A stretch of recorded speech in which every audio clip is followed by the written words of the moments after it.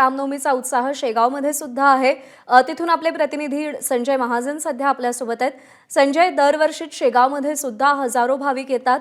कशी सोय करण्यात आली आहे त्यांची, कसं वातावरण आहे?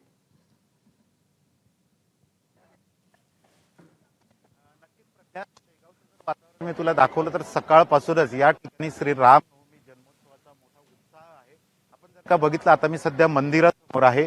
मोठ्या प्रमाणात देशभरातून भाविक, लाखो भाविक हे शेगावात दाखल झालेले आहेत।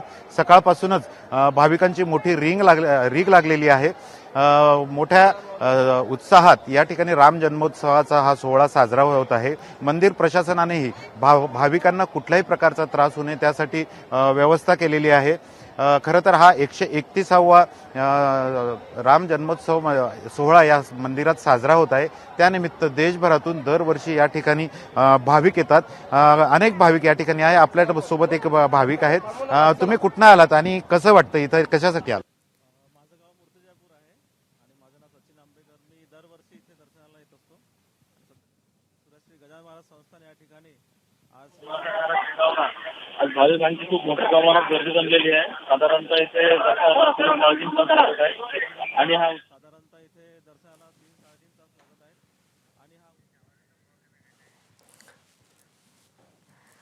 त्यामुळे भाविकांमध्ये उत्साह आहे, आनंद आहे आणि दर्शन घेण्यासाठी प्रत्येकाची पावलं सध्या मंदिराकडे वळताना दिसतायत।